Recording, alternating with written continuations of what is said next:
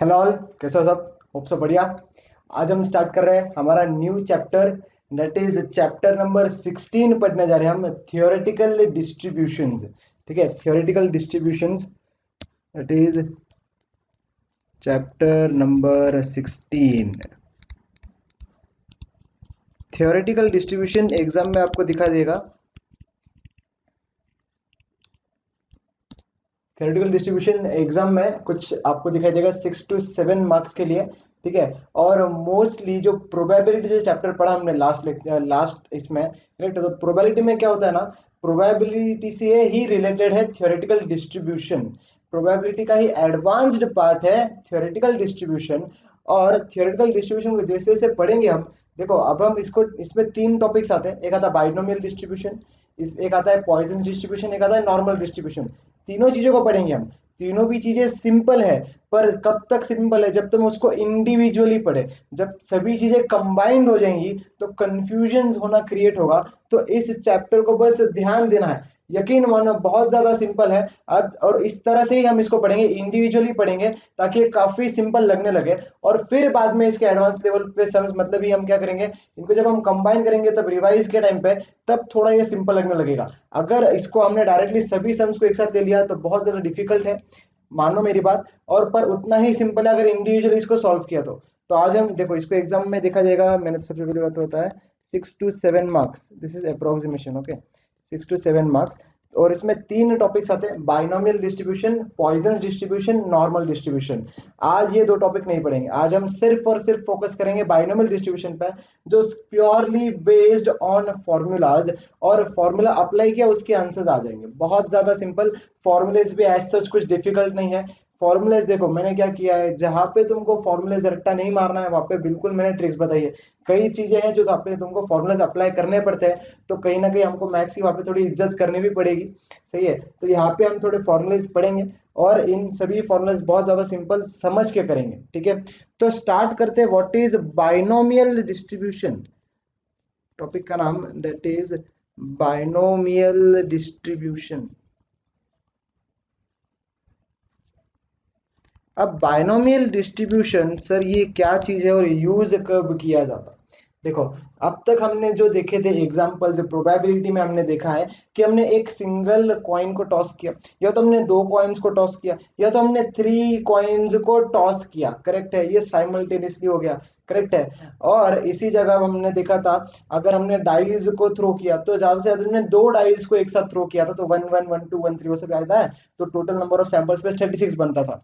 अब binomial distribution कब आता है पिक्चर में? जब हमारे पास number of trials are much more. Number of trials are much more क्या कहना चाह रहा हूँ, एक ही सिंगल कॉइन को सपोज मैं बोल रहा हूँ 1000 टाइम्स टॉस किया, तो एक सिंगल कॉइन को अगर 1000 टाइम्स टॉस किया तो सभी 1000 टाइम्स में एच आ सकता है, या तो फिर सभी 1000 टाइम्स में एच और लास्ट वाला टेल आ सकता है। याद है, जैसे हमने 3 कॉइन्स के लिए करते थे, हम लिखते थे हेड्स हेड्स हेड्स, फिर करते थे हेड्स हेड्स टेल। ये हुआ सिर्फ 3 कॉइन्स का ट्रायल। अगर यहीं पे 500 1000 ऐसे बड़े बड़े ट्रायल्स आ जाए तो यहाँ पे थियोरेटिकल डिस्ट्रीब्यूशन यूज होता। और थियोरेटिकल डिस्ट्रीब्यूशन में बाइनोमियल डिस्ट्रीब्यूशन कब यूज होता? जब किसी एक्सपेरिमेंट का आउटकम इज ओनली 2 रिजल्ट्स। मतलब ये अगर कॉइन को टॉस किया तो हेड्स या तो टेल्स आएगा। अगर ट्रू और फॉल्स वाले क्वेश्चंस की बात किया, मतलब ये एग्जाम में अगर ट्रू और फॉल्स वाले जो क्वेश्चंस रहते हैं, करेक्ट है, तो उसमें या तो आंसर ट्रू रहता या तो फॉल्स रहता, दोनों भी रहता क्या, या तो जीरो, ऐसा कुछ भी नहीं है। अब डाइस जब हम थ्रो करते तो उसमें आता 1 2 3 4 5 6, ये नंबर ज्यादा है। पर अगर बाइनोमियल कब यूज होगा? जब इसका आउटपुट सिर्फ 2 दिखाई दे हमें। करेक्ट, समझ में आ रहा? तो आउटपुट सिर्फ 2 दिखाई दे, मतलब हेड्स या तो टेल्स, या तो ट्रू या तो फॉल्स, इस टाइप के यहाँ पे हमको यूज होता बाइनोमियल डिस्ट्रीब्यूशन। और जब इसके नंबर ऑफ ट्रायल्स बहुत ज्यादा रहेंगे। करेक्ट है। अब बाइनोमियल डिस्ट्रीब्यूशन का एक फॉर्मूला है जो हमको लगेगा। अब फॉर्मूला उसका क्या है? probability of x is equal to NCX। NCX क्या? ये हमारा कॉम्बिनेशन होगा कितने लोग और उनके लिए कितनी जगह, मतलब ये NCX into P to the power x into Q to the power x minus n minus x, n minus x. Sir इतना ये क्या क्या लिख दिया आपने, क्या कैसे याद रखेंगे? बहुत ज्यादा सिंपल, जैसे जैसे सम्स हम सॉल्व करेंगे वैसे वैसे ये सम्स इसके फॉर्मूलेज याद होते जाएंगे। करेक्ट है। अब इसके देखते हैं इसका मतलब क्या है इन टर्म्स का। यहाँ पे एन जो लिखा है, स्मॉल एन मतलब होता number of trials. Number of trials मतलब ही क्या होता, स्मॉल एन। करेक्ट है। एक्स जो है small x is termed as probability of, yes, x जो है वो उसको सक्सेस के हिसाब से पकड़ लो, SUCCESS, वो सक्सेस होता है। सक्सेस क्या, ये हम जब एग्जांपल्स देखेंगे तब बहुत आसानी से समझ में आ जाएगा। करेक्ट है। उसके बाद आता है probability, that is P. P is the probability of success. ये देखो ये वाला पी जो लिखा है हमने, ये होता है probability, probability of success in a single trial, probability of success in a single trial। Correct है। एंड लास्ट में आता है क्यू। सर ये क्यू क्या है, क्यू मतलब ही इन शॉर्ट होता है 1 - p। प्रोबेबिलिटी वन, वन में से प्रोबेबिलिटी माइनस कर दो बचेगा क्यू। तो ये जो टर्म्स हमको बेसिक समझ में आए, फॉर्मूला क्या है, NCX then p to the power x, q to the power n - x। n क्या होता है, नंबर ऑफ ट्रायल्स, मतलब ही 500 टाइम्स कॉइन को टॉस किया, 1000 टाइम्स कॉइन को टॉस किया, 700 टाइम्स कॉइन को टॉस किया, तो 700 ये क्या है, नंबर ऑफ ट्रायल्स। उसके बाद probability in a single trial, probability of success हमें क्या चाहिए था, in a single trial. And q क्या रहता है, 1 - p। इतना बेसिक फॉर्मूला समझ में आया। ये फॉर्मूला है फॉर बायनोमियल डिस्ट्रीब्यूशन। करेक्ट, यहाँ से हमको प्रोबेबिलिटी समझ में आएगी सक्सेस की। करेक्ट है, जब हमने नंबर ऑफ ट्रायल्स बहुत ज्यादा हो। करेक्ट। और इसके बाद इसमें बायनोमियल डिस्ट्रीब्यूशन में देखो ये एक फॉर्मूला तो पढ़ लिया, और इसके कुछ कैरेक्टरिस्टिक्स एंड प्रॉपर्टीज पढ़ने हैं। इसके बाद इस टॉपिक से कुछ नहीं आएगा, ये टॉपिक हम आज कवर करने वाले हैं। और इसका नेक्स्ट टॉपिक जो है वो हम नेक्स्ट लेक्चर में कवर करेंगे, that is Poisson distribution and theorem, Poisson distribution and normal distribution. Correct है। तो अब बढ़ते हैं इसमें कैरेक्टरिस्टिक्स क्या दिए हुए हैं, नोट्स रिफर करो, कैरेक्टरिस्टिक्स रीड करके ही समझ में आ जाएगा, बहुत सिंपल कैरेक्टरिस्टिक्स है। Characteristics of binomial distribution. Characteristics देखना क्या दिया हुआ है, there must be a fixed number of trial, number of trials पता होना चाहिए हमको। करेक्ट है। Each trial can have only 2 outcomes. मैंने क्या बताया, बाइनोमियल कहाँ पे यूज होता है, जहाँ पे उसके सिर्फ 2 आउटकम्स है, या तो हेड्स या तो टेल्स, या जैसे फॉल्स या तो ट्रू या तो फॉल्स, वैसे। करेक्ट है। देन थर्ड कैरेक्टरिस्टिक्स है, the outcome of each trial must be independent of each other, मतलब ये एक दूसरे के ऊपर डिपेंड नहीं करेगा वो। ठीक है। And fourth one, the probability of success must remain same for each trial. ये बेसिक्स है इसके, इसमें ज्यादा डीप मत घुसो, ये अगर थ्योरी बेस में आ जाए, इसलिए कैरेक्टरिस्टिक्स हमने एक बार रीड करना है हमको। करेक्ट है। मेन जो है प्रॉपर्टीज है जो हमको पढ़ना है, main there are properties, properties of binomial distribution. Properties में क्या दिया है देखो, फर्स्ट वाली प्रॉपर्टी जो है that is binomial distribution is biparametric. Biparametric, इसमें 2 पैरामीटर्स का यूज किया जाता है, इसलिए इसको बोला जाता है बाय पैरामेट्रिक।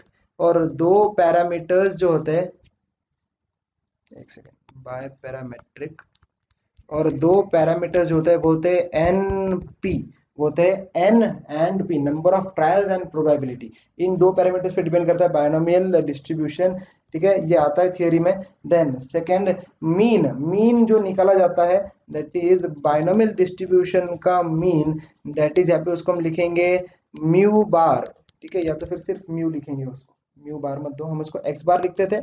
एक्स बार की जगह ये जो बाइनोमियल डिस्ट्रीब्यूशन का मीन होता, उसको लेंगे मीन, म्यू, वो होता है n p, n into p कर दिया तो वो क्या होता है, मीन। और इसी जगह अगर मुझे निकालना है स्टैंडर्ड डेविएशन, तो स्टैंडर्ड डेविएशन क्या होता है, एन पी क्यू। और उसी जगह अगर मुझे चाहिए वेरिएंस, उसी जगह मुझे चाहिए वेरिएंस, तो वेरिएंस क्या होता, under root of N, sorry, standard division होता अंडर रूट। करेक्ट ना, स्टैंडर्ड डिवीजन होता under root of N P Q, and variance होता N into P into Q. हमें पता standard division is sigma, and sigma square is variance, वही किया हमने यहाँ पे। करेक्ट है, सिग्मा का स्क्वायर कर दिया तो वो एन पी क्यू मिल गया।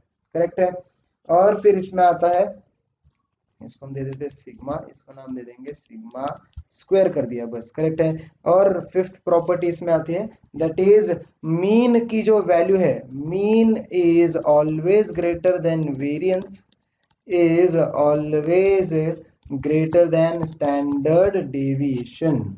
करेक्ट, समझ में आ रहा, क्योंकि Q की जो वैल्यू है वो पॉइंट्स में रहती है, तो पॉइंट्स में अगर वैल्यू है तो पॉइंट्स से किसी को भी मल्टीप्लाई करें तो वैल्यू छोटा होता जाएगा। तो देखना, पहले था NP, उसके बाद आया NPQ का अंडर रूट, उसके बाद आया NPQ, करेक्ट है, बेसिक समझ में आया। एंड द लास्ट, ये देखो हमने देखा मीन, उसके बाद स्टैंडर्ड डिविएशन, वेरिएंस। अब आता है इसमें मोड कैसे फाइंड आउट किया जाता, मोड निकालने का तरीका, इसमें मोड आता है दो।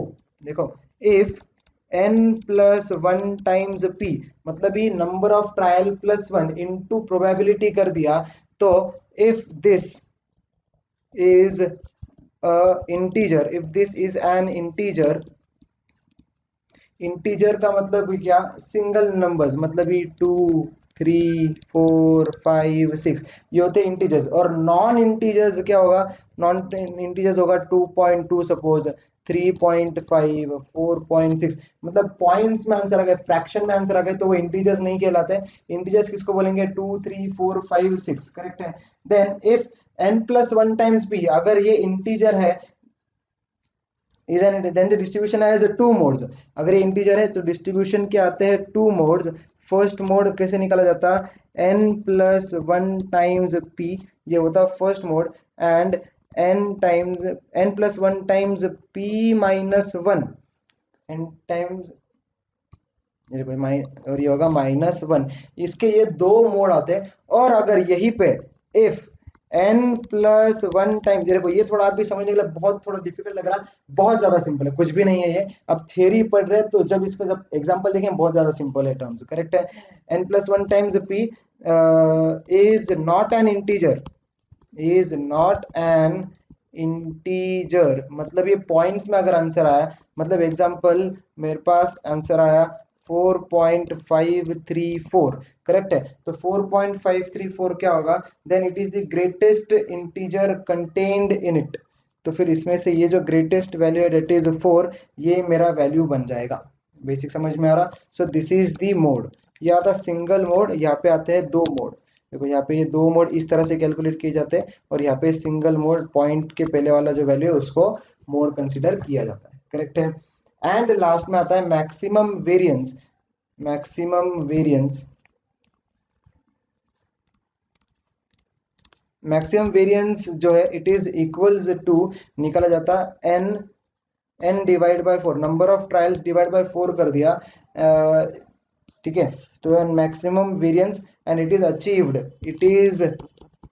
इट इज पॉसिबल, या तो फिर achieved, ACHIED, when probability is 0.5, when probability is 0.5, maximum variance is n divided by 4। Basic समझ में आया, तो होप सो सबका टर्म समझ में आया। बाइनोमियल डिस्ट्रीब्यूशन यूज कब करना है हमको, जब नंबर ऑफ ट्रायल्स बढ़ जाए, नंबर ऑफ ट्रायल्स ज्यादा हो तो हम यूज करेंगे बाइनोमियल डिस्ट्रीब्यूशन, करेक्ट है। एंड उसके बाद सॉरी हाँ, नंबर ऑफ ट्रायल्स अगर बढ़ जाए तो हम यूज करेंगे बाइनोमियल डिस्ट्रीब्यूशन, उसका फॉर्मूला क्या, NCX, then p to the power x, q to the power n minus x, जहाँ पे p क्या होता है, प्रोबेबिलिटी ऑफ सक्सेस, q क्या रहता है, 1 माइनस प्रोबेबिलिटी p, करेक्ट है। And n number of trials, उसके बाद हमने देखा कैरेक्टरिस्टिक्स एंड प्रॉपर्टीज, प्रॉपर्टीज में मीन कैसे निकालते हैं, NP, standard deviation under root of NPQ, and variance is NPQ। Mode निकालने के लिए दो तरीके, n plus one times p करना है, अगर इंटीजर आया, करेक्ट है, तो उसके दो वैल्यूज, इंटीजर नहीं आया तो उसका सिंगल वैल्यू, करेक्ट है। And mean is always greater than variance is always greater than standard deviation. Basic सबको समझ में आया, तो डायरेक्टली अब होप सो हम डायरेक्टली बढ़ते हैं विद द एमसीक्यूज, बहुत ज्यादा सिंपल, बिल्कुल भी दिक्कत की कोई बात नहीं होगी इसमें। बढ़ते हैं एमसीक्यूज, क्वेश्चन नंबर 1 देखते चलो। Question number 1 in the MCQs,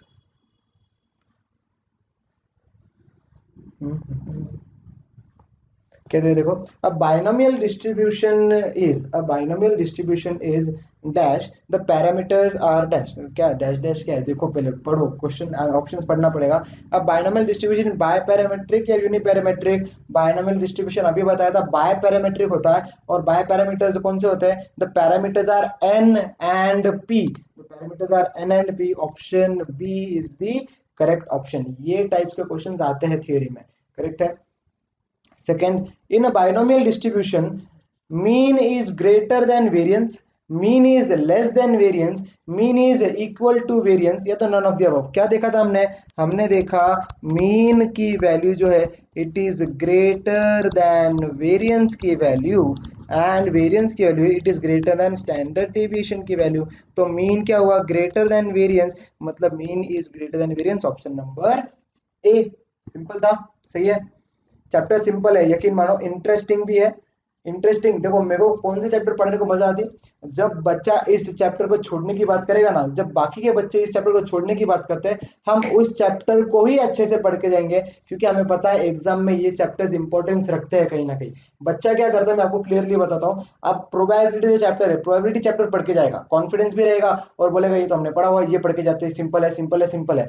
probability से आएगा डिफिकल्ट क्वेश्चन, मानो मेरी बात, डिफिकल्ट क्वेश्चन आएगा जो एग्जाम के टाइम पे सॉल्व नहीं हो पाएगा। बाहर आएंगे तो अच्छा इसको ऐसा सॉल्व करना था, ऐसा हो जाता।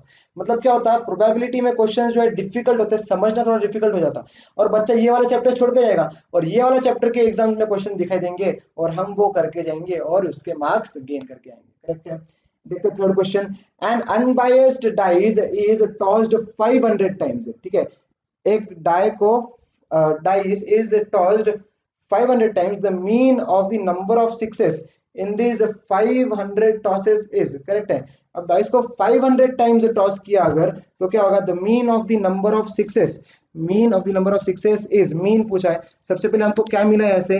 Number of trials is equal to 500, ठीक है। अब हमको पूछा है मीन, द मीन पूछा है। मीन का फॉर्मूला हमको बता, mean is equal to n into p, correct है। अब क्या है? Number of sixes in this 500 toss. अब नंबर ऑफ सिक्सेस, p क्या होता है? प्रोबेबिलिटी। प्रोबेबिलिटी क्या? अगर हमें आउटकम से क्या क्या है? आउटकम से 1 2 3 4 5 6, हमें क्या चाहिए? सिर्फ और सिर्फ 6 चाहिए। तो 6 कितनी बार आता है? एक बार आ सकता है एक ट्रायल में, करेक्ट है, मतलब करेक्ट है। तो इतना आएगा, 1 divide by 6 will be the probability, number of elements in A. तो इसका इवेंट क्या बनेगा? Event A will be equal to 6, correct है। जैसे number of elements in A मिला 1, और number of elements in sample space है 6, तो ये मिल गया वहां से number of elements in sample space 6, correct है। तो वहां से हमने क्या किया? वहां से हमने प्रोबेबिलिटी निकाल लिया, दैट इज 1 डिवाइड बाय 6 आ गया। फिर अभी इसका आंसर बेसिक समझ में आना चाहिए था बस, तो आ जाएगा इसका आंसर 500 इंटू 1 डिवाइड बाई 6, मतलब ये 500 divide by 6, option number B is the correct option, सही है। बढ़ते क्वेश्चन नंबर 4 की तरफ। In a binomial distribution, if n is equal to 4, directly दिया हुआ है, number of trials is equal to 4, probability directly दिया हुआ है 1 divide by 3, the value of variance is, variance का फॉर्मूला याद होना चाहिए बस, आ गया फिर आंसर। वेरिएंस, वेरिएंस को हम लिखते हैं sigma square, it is equal to N P Q, n P q, correct है। और n की वैल्यू क्या है अपने पास? 4, p की वैल्यू क्या है? 1/3। सर q की वैल्यू नहीं दी, कैसे निकाले? क्या बताया था? q is equal to 1 minus p, मतलब ये 1 माइनस 1 डिवाइड बाय 3, ये बन जाएगा 2 डिवाइड बाय 3। तो ऐसे इंटू 2 डिवाइड बाय 3 कर दो, तो क्या आ गया इसका answer? 8 divide by 9, 8/9, option number B is the correct option. देखो सिंपल है सम्स, करेक्ट। बढ़ते क्वेश्चन नंबर 5 की तरफ। देन सिंपल है चैप्टर, यकीन मानो। आप सभी सम्स, सभी चैप्टर को सिंपल ही बोलते हैं सर, ऐसा बोलते हो क्या? मैं नहीं ना। Fifth, a random variable x follows binomial distribution. A random variable x follows binomial distribution with mean. Mean दिया हुआ है डायरेक्टली इस बार, it is equal to 2, variance directly दिया हुआ है sigma square, it is equal to 1.6, then the value of p is equal to, अब देखना हमें जो जो पता है इस बारे में वो हम लिख देंगे इसमें। हमें क्या पता, mean is equal to N p, formula पता है, और वहीं पे sigma square is equal to N P q, जो जो पता वो लिख दो, करेक्ट है। और हमें पता एन पी की वैल्यू जो है डेट इज मीन की वैल्यू इट इज 2, तो मैं इस एनपी की जगह इस 2 को लिख सकता हूं, करेक्ट है। तो by default sigma square is equal to N P q, जहां पे सिग्मा स्क्वायर की वैल्यू है 1.6 और एनपी की वैल्यू है 2, इंटू में निकाल सकता हूँ यहाँ से क्यू, मुझे निकालना है पी, अब यहाँ से क्यू तो निकल रहा है कम से कम, तो क्यू कैसे आएगा, फिर मैं लिख दूंगा 1.6 divide by 2 is equal to q. तो क्यू की वैल्यू कितनी आई, देखो कैलकुलेटर निकालना, क्यू की वैल्यू मैं निकालता हूँ, that is 1.6 divide by 2 comes out to be 0.8, 0.8 is equal to Q। अब Q आ गया तो P कैसे निकालेंगे, Q is equals to 1 minus p, मतलब 0.8 is equal to 1 minus p, मतलब P is equal to 1 minus 0.8, P is equal to 0.2। 0.2 बोले तो कौन आ रहा है, 1 डिवाइड बाय 5 क्या, तो 0.2 आ रहा है, देखो इसका आंसर ही 0.2 है, तो option number A is the correct option. Hope से बेसिक समझ में आया, बहुत सिंपल टर्म था ये, करेक्ट है, डिफिकल्ट नहीं था कुछ भी। बस हमको देखो ये स्टेप अगर कर दिया होता तो फिर आंसर आएगा, नहीं करने आएगा तो फिर दिक्कत में आ जाएंगे हम, सही है। क्वेश्चन नंबर 6 देखते हैं। In a binomial distribution mean का वैल्यू दिया हुआ है, सेम काइंड ऑफ दिखाई दे रहा सम, mean is equal to 4, variance मतलब sigma square again equal to 3। अब इसमें पूछा गया मोड, अब मोड कैसे निकालते हैं, मोड के लिए फॉर्मूला है n प्लस 1 टाइम्स p, हमको पहले चेक करना पड़ेगा, करेक्ट है। अब देखते हैं कैसे, तो उसके लिए n और p निकालना पड़ेगा, तो इसको कैलकुलेट करेंगे कैसे, it is equal to N p and it is equal to N P q, correct है। तो यहाँ से समझ में आता 3 is equal to N P q, मतलब ये 3 is equal to 4 times q, 4 times q कहाँ से आया, ये देखो यहाँ से n p is equal to N p is equal to 4, correct है। अब ये आ जाएगा 3 divide by 4 is equal to q, 3 divide by 4 calci पे निकाला तो आंसर आएगा 0.75 is equals to q, correct है। अब ये आ गया क्यू का वैल्यू, अब यहाँ से पी का वैल्यू आ जाएगा, p will be equal to 1 minus q, देखो एक ही बात है, p equal to 1 minus q करो तो q equal to 1 minus p, एक ही चीज है दोनों भी, ठीक। तो इक्वल टू क्या आ जाएगा 1 माइनस 0.75, क्लियरली आता 0.25 इज द प्रोबेबिलिटी। अब क्या करना है हमको, अब हमको यहाँ से n की वैल्यू भी चाहिए, n की वैल्यू नहीं दिया, n वैल्यू कैसे निकालेंगे, हमें ये देखो n की वैल्यू मैं यहाँ पे निकालता हूँ, हमें दिया हुआ mu is equal to N p, जहाँ पे म्यू की वैल्यू है 4, n की वैल्यू नहीं पता, p की वैल्यू यहाँ पे हमने निकाली 0.25, तो ये हो जाएगा n, 4 divide by 0.25 is equal to n, तो 4 डिवाइड बाय 0.25 आंसर आएगा 16, तो नंबर ऑफ ट्रायल्स इज 16 आ गया। अब हम यहाँ पे करेंगे इसका फॉर्मूला, मतलब ही n plus 1 into p, check करो कितना आ रहा है, इसका आंसर आएगा, नीचे निकलता हूँ, इसका आंसर आएगा डेट इज, कहाँ गया, हाँ 16 प्लस 1 इंटू प्रोबेबिलिटी 0.25, कैलसी पे निकालना 17 इंटू 0.25, तो 7 इंटू 0.25 मतलब ये इंटीजर आया क्या बोलना, ये इंटीजर नहीं है, ये फ्रैक्शन है, मतलब ये पॉइंट्स में आंसर आया, और आंसर अगर पॉइंट्स में आ जाए तो मोड का वैल्यू सिर्फ एक, और मोड क्या रहेगा, highest integer contained in it, highest integer contained in is 4, correct है। तो 4 will be the final answer, समझ में आ गया बस, 4 is the mode, 4 is the mode, बहुत सिंपल है, बस फॉर्मूलेस पता होना चाहिए, कैसे कंसेप्ट है उसके वो पता होने चाहिए, करेक्ट है। कैरेक्टरिस्टिक्स का ऐप यूज किया हमने, प्रॉपर्टीज का।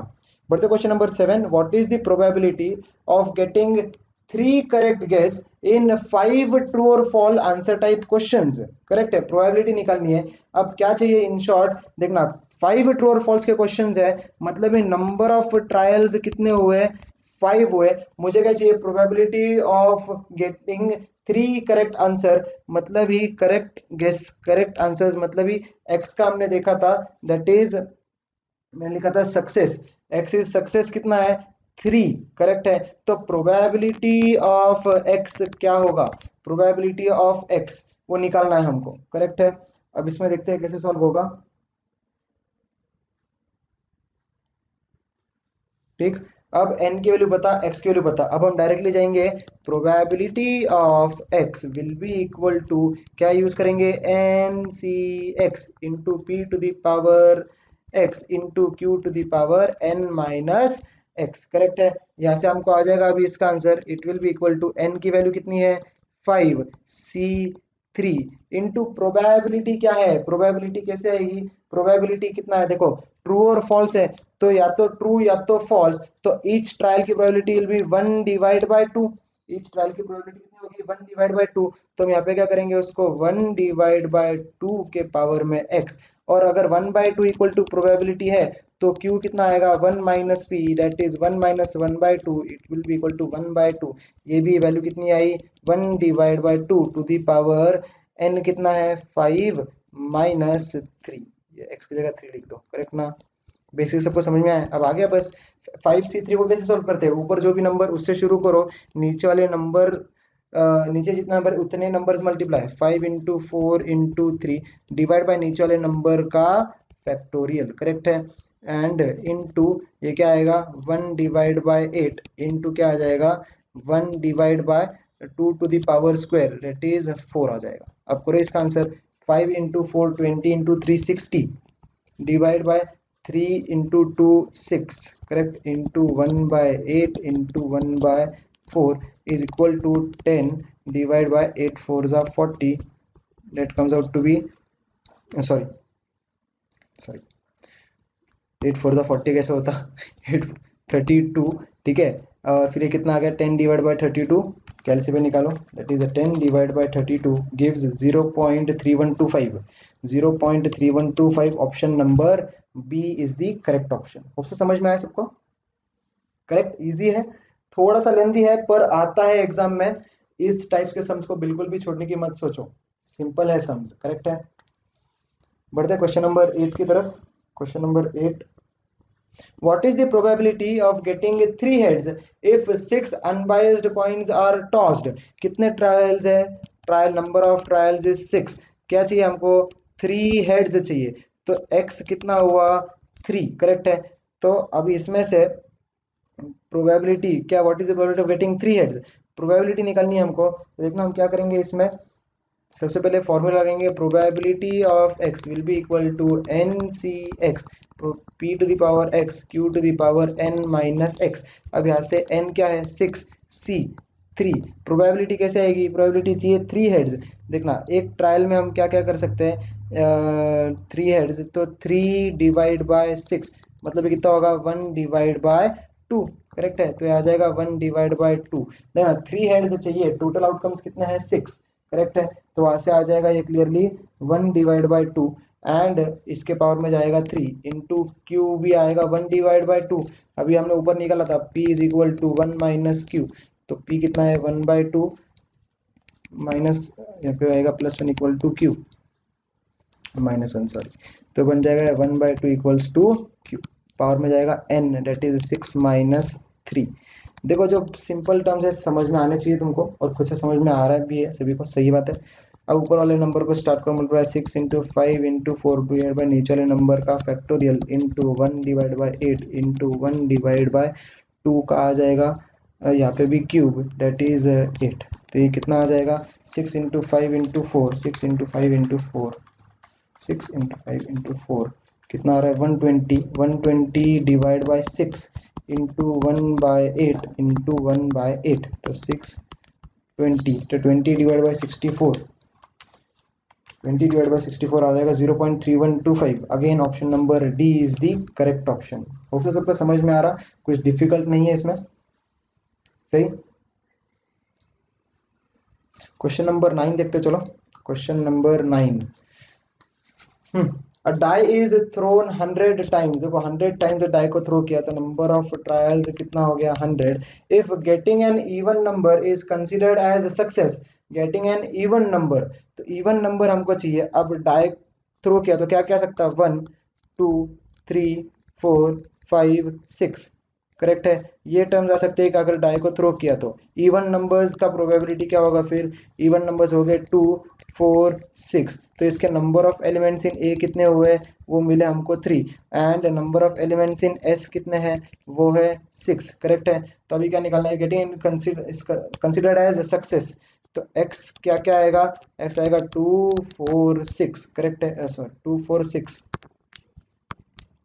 getting even number is considered as success. Then the variance of the number of success is, variance of number of success मतलब ही variance निकालना है, sigma square is equal to N P Q, N का value है 100, p की value क्या आएगी, p अभी आ जाएगा 3 डिवाइड बाय 6, करेक्ट है, p की वैल्यू आ जाएगी 3 डिवाइड बाय 6, एंड q की वैल्यू ऐसे ही निकालो, क्या q will be equal to 1 minus p equal to 1 minus 3 divided by 6 equal to 3 divided by 6 आ जाएगा फिर से, करेक्ट है। तो दोनों की वैल्यू क्या आई, 3 divided by 6 into 3 divided by 6, तो यहाँ से आ गया बस answer 100 into 3, 300 into 3 that is 900 divided by 36, 900 divided by 6, 6 are 36, comes out to be 25, 25 क्या है, variance. Option number C is the correct option. Hope so easily सबको समझ में आ रहा, ऐसा कोई डिफिकल्ट नहीं है, सही। बढ़ते क्वेश्चन नंबर 10 की तरफ। If x is binomial variate with parameter 15 and 1/3, x is binomial variate बोला गया, मतलब क्या बोला उन्होंने, पैरामीटर्स 15 एंड 1/3, मतलब पैरामीटर्स कौन से होते हैं, n एंड p, n कितना होगा फिर 15 और प्रोबेबिलिटी होगा 1/3। What is the value of mode of the distribution, mode कैसे निकालते हैं, मोड के लिए हमको करना पड़ेगा n प्लस 1 इंटू पी, ये चेक करो क्या आ रहा है, ये आ रहा है 15 प्लस 1 इंटू 1 डिवाइड बाई 3, मतलब 16 डिवाइड बाई 3, 16 डिवाइड बाई 3 आ जाएगा पॉइंट्स में आंसर 5.3333, मतलब मोड क्या बचेगा, सिर्फ और सिर्फ 5, ऑप्शन नंबर बी करेक्ट है। और यहीं पे अगर आंसर, अगर सिर्फ अगर हम एज्यूम कर रहा हूं, मैं तुमको बता रहा हूँ, सिर्फ अगर आंसर आता 5, तो 5 के तुम्हारे दो मोड, एक तो होता 5, एक होता n plus 1 times p minus 1, तो होता 4 एंड 5, ये दो ऑप्शन, मतलब यहाँ से आता था 4, करेक्ट है, 4 एंड ऊपर ये जो आया था 5 आया था, अगर ऐसा होता था तो, करेक्ट है। लास्ट क्वेश्चन आज का, इसके बाद खत्म हो जाएगा हमारा बाइनोमियल डिस्ट्रीब्यूशन। नेक्स्ट क्लास में हम स्टार्ट करेंगे Poisson distribution as well as normal distribution, वो इससे भी ज्यादा सिंपल है। ये टर्म्स सिंपल लगने लगे कि नहीं, अभी सच सच सच बताओ, सच सच बताओ, ये टर्म्स सिंपल लगने लगे, जी हाँ, नया नया जब चीजें पढ़ोगे तो थोड़ा सा डिफिकल्टी होगी है, पर आसानी से समझ में आ जाएंगी चीजें, सही है। देखते question number 11, what is the standard deviation of the number of recoveries among 48 patient, correct है। तो 48 by the number of trials हो जाएगा 48, प्रोबेबिलिटी ऑफ रिकवरिंग 0.75, प्रोबेबिलिटी है 0.75, पूछा गया what is the standard deviation, standard deviation कैसे निकालते हैं, अरे बहुत सिंपल सम दे दिया ये तो, स्टैंडर्ड डेविएशन बोले तो sigma is equal to root of N P Q, और n की वैल्यू कितनी है 48, p की वैल्यू कितनी है 0.75, बाय डिफॉल्ट अभी तुम बता देंगे q की वैल्यू कितनी रहेगी 0.25। अभी इसका आंसर मुझे निकालने मत लगाओ, q कैसे निकाला, q ऐसे निकाला, q is equal to 1 minus P, that is 1 minus 0.75 equal to 0.25। अब इसको कैलसी पे निकालो, 48 इंटू 0.75 इंटू 0.25 कितना आ रहा है 9, 9 का अंडर रूट आ जाएगा 3, तो 3 कैसे ऑप्शन में नहीं है, तो इन्हें स्टैंडर्ड डेविएशन पूछा है ना, अच्छा तो none of the above, none of the above तो है ना ऑप्शन में, करेक्ट है। इसी के साथ हमारा खत्म हुआ टॉपिक बाइनोमियल डिस्ट्रीब्यूशन, जो होप्स उम्मीद करता सबको इजीली समझ में आ गया, नहीं समझ में आया तो प्लीज मुझे पिंग करो, व्हाट्सअप करो, पर होप सो 100% ये टॉपिक कवर हो गया, क्योंकि इस टॉपिक से एग्जाम में क्वेश्चंस दिखाई देंगे। क्या करना है, मीन निकालना है, स्टैंडर्ड डिविएशन निकालना है, वो एनसीएक्स वाला फॉर्मूला लगाना है, बस ये 3 से 4 फॉर्मूले रट के जाओ, पढ़ के जाओ, आसानी से आंसर आ जाएंगे इसके, सही है। मिलेंगे फिर नेक्स्ट क्लास में नए टॉपिक के साथ, till then take care and bye bye.